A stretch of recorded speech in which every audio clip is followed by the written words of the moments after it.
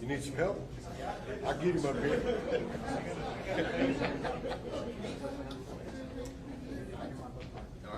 I don't understand it. You and the juice. That's a little cute.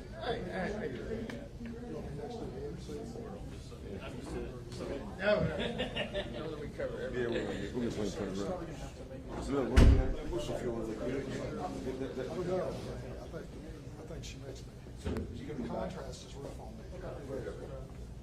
You got all the same blue check? Yeah. And some of us, you know, I called her. I said, "Look, what's what I wear?" I did that yesterday. I'm like, you know, like Yesterday I probate this morning. Yeah. Yeah.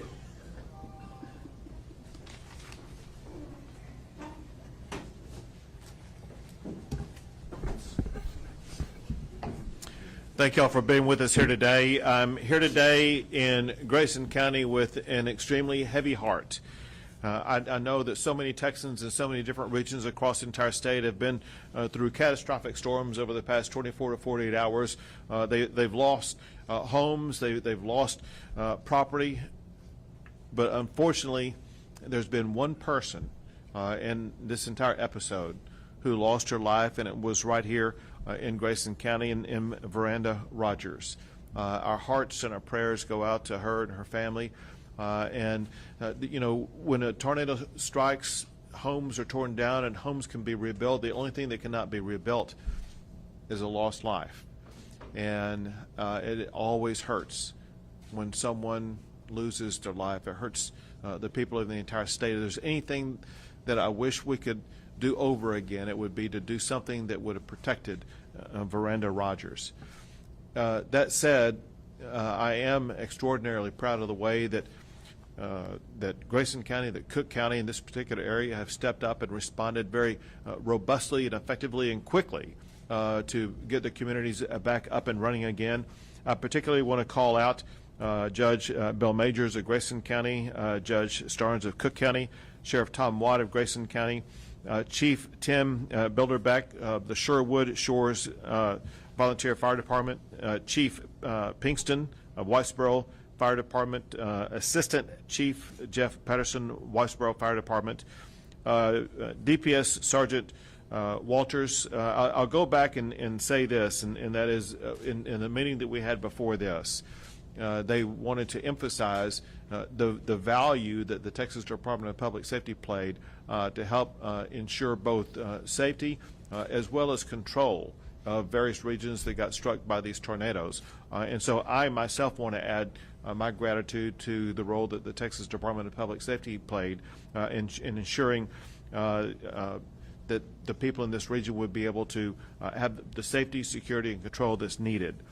Also, I want to thank Sarah Summers, the Emergency Management Chief for Grayson County, Samantha Allison, Assistant EMC of Grayson, and TDM District, TDM is Texas Division of Emergency Management, District Coordinator Brian Brockett, and TDM Section Chief Andrea Sanders. So in Grayson County, as well as in Cook County, they're working 24 hours, whether it be with state officials or local officials or with local residents, to get the community back up and running again. When I arrived, the first question I asked was how many people are without power, and I was told that there were at that time 350 people without power. Right before coming in here to visit with you all, that number was updated from 350 to about 65 people now without power. So it shows you both the pace and the effectiveness that people are working to make sure that power is restored. Listen, when a tornado strikes an area, it rips down power lines. It rips down the transmission capabilities for electrical power, and it's something that sometimes takes days to get restored. To see the swift way they are restoring the power is incredibly important.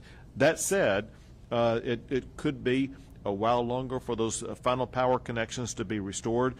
Grayson Collin Electric Cooperative is working around the clock to make sure that will be done. In Grayson County, it's my understanding that there's about 53 homes that have been destroyed, which is a very large number. But amazingly, from what I understand, even though 53 homes have been destroyed and harmed in one way or another, there was no one in Grayson County who was needing shelter at this particular time.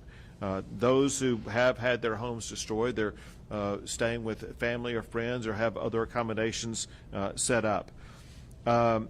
In addition to the one tragic fatality here in Grayson County, there are 8 people who are still hospitalized and with different degrees of seriousness of the injuries that they suffered. Some are suffering from some serious injuries.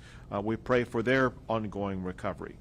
For Grayson County disaster relief, there's always fellow Texans who really want to help out and support each other, and there is relief that is needed, and people want to know how they can provide relief.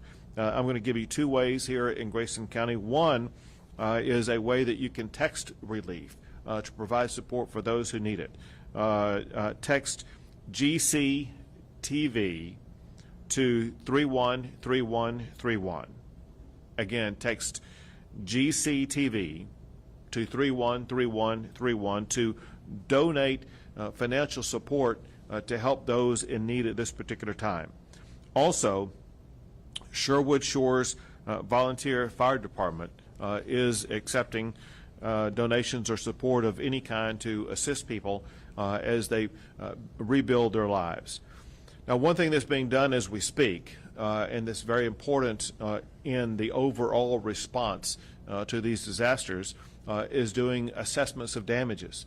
There's a reason why this is important, and that is in order for the state and this region to be able to receive financial support from the federal government FEMA program, we need to be able to report all the damages that have been sustained for it to add up to the figure that qualifies for financial support from FEMA. I want to give you a website address that people can report their damages to. It's damage.tdem.texas.gov. Again, that is damage.tdem.texas.gov. Also, there may soon be a location on the county website that people can report that to. Bottom line, we as an entire group, including the citizens of this of Grayson County and Cook County, we all need to do everything we can as quickly as possible to make damage assessments and to report those assessments so that we can qualify for FEMA support. In addition to Grayson County, obviously Cook County was struck. The damages are not as severe in Cook County as they are in Grayson County. Fortunately, no one in Cook County right now is without power. About 15 homes were damaged. About 5 of those were totally damaged. But here again, there is no one in need of shelter at this particular time in Cook County. There are no reports of injuries in Cook County. As far as providing support and resources for the people in Cook County who may need it, United Way is involved with local organizations in Cook County to be gathering donations and support, as well as the county may have up and running here in the coming hours or days a location on their website that people can go to if they want to provide support of any kind to help out their fellow citizens in Cook County. To provide resources to Grayson County, to Cook County, to accelerate the process and to be able to waive certain rules and regulations that will expedite the recovery for Grayson and Cook counties. I've signed a disaster declaration that includes Grayson and Cook counties. I'll list all of the counties that are included because these are all the counties that we had tornadoes rip through. It includes Bastrop, Cass, Cook, Grayson, Guadalupe, Houston, Jack, Madison, Marion, Montague, Nacogdoches, Panola, Rusk, Upshur, Williamson, and Wise. And this disaster declaration will go a long way to providing resources as well as accelerating the process of recovery for the folks here in Grayson and Cook counties. With that said, I would like to now pass it to Grayson County Judge Bill Majors. Thank you, Governor. Thank you for being here. You notice that when the governor arrived, we went, what was the number, 365 to 60? Helps when he gets here. Thanks, sir. We appreciate your help. Great job. No, I just want to thank Sarah Summers and her team, and Sheriff Watt and his team, and all the countless volunteers in the fire departments throughout Grayson County. This is truly, I said this the other day in Commissioner's Court, this was truly a community effort, and everyone is pulling together in Grayson County. Governor, we appreciate the state's help with Task Force 2 and with DPS, all the things the state is doing for us. We really do appreciate you, sir. Thank you very much. Thank you. And now, Judge Starnes. Thank you. Thank you for being here, Governor. We appreciate your support. Like Majors, I agree that the EMS services over in Cook County, the sheriff's services, everyone that came out in the middle of the night to help find people and get livestock gathered back up. We really appreciate all those emergency management people that were involved with us that night, and the people that came back the next morning and helped us to clear away debris so people could get in and out. We were very fortunate that the damage was less than it was, because our tornado was on the ground for over 3 miles and it was an EF1, but luckily it was in a rural area, so most of the damage was done to barns and those kind of activities, so we had very few homes that were hit. We were very fortunate. But our thoughts and prayers are with everyone in each of these counties, and the hope for a quick recovery. Thank you. also want to take this opportunity to thank Senator Drew Springer and Representative Smith for what they do for their constituents, stepping up and helping out. This is, I think, the third disaster in the past few days. Is it three that we've been together? So I was with Senator Springer in Jacksboro yesterday, and was it Eastland? We had Stephenville, East. Or in Erath, and it's all over the place. Unfortunately, there have been disasters in multiple regions across the state of Texas, and it's so helpful to have effective representatives, whether it be senators or state representatives, who can help their constituents like Senator Springer and Representative Smith have, and I thank them for what they're doing to step up and help out. Also, leading the entire effort whenever there's an emergency in the state of Texas is the chief of the Texas Division of Emergency Management, and that is Nim Kidd, who will say a few words at this time. Thank you, Governor. You know, as we plan for disaster, life safety is always our #1 priority. And I have to thank the volunteer firefighters and first responders, the paid firefighters that came in under mutual aid, the men and women of Texas Task Force 1 and 2 that were immediately available, the EMS services that took those that were injured and quickly triaged, treated, and transported them to the appropriate facilities. That's the result of good teamwork and good coordination. And Grayson County has a long-standing history of having that. I mean, our disaster district is right here in the building, AgriLife right here in the building. So I just want to thank Sarah Summers and her team that have opened up her courthouse, Judge, your courthouse, to the state so that we can collaborate hand in glove together side by side. That's paramount to our success. Our next steps are property conservation. And as we do that, insurance is the very first step in that. You've got to file a claim with your insurance company as soon as possible. We'll be working closely with our county officials to be able to do damage assessments so that we can identify the uninsured loss to see if we qualify for any federal assistance. And then as we continue to rebuild, working through the volunteer organizations and those faith-based organizations that are active in disaster, through the text messages that the governor talked about and the information that will be on the county websites later today, that is critical in helping our communities recover. Very good. We'll be happy to answer any questions you all may have. Absolutely, I have one. So coming from this disaster declaration, what kind of resources can our area expect to see? Nim Kidd is best able to answer those questions. I'll let him do it. And thank you for the question. The governor's declaration does several things. One is it helped bring you all here today to get the message out.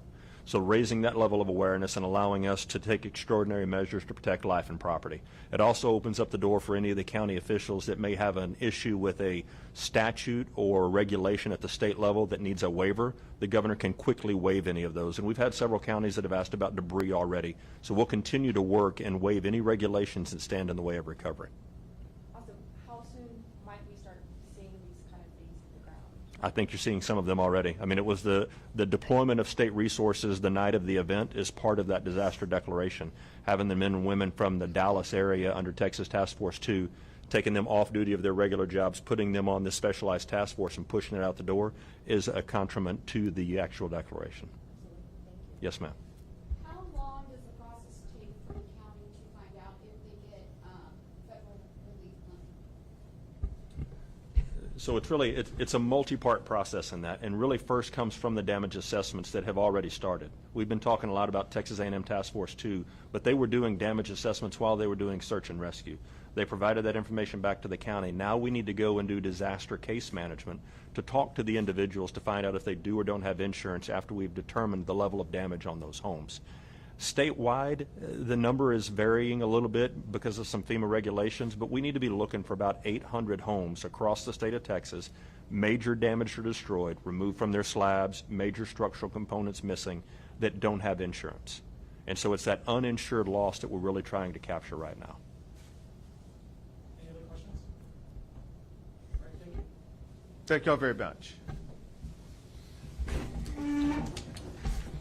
Can't say the task force twos are awesome. So back there,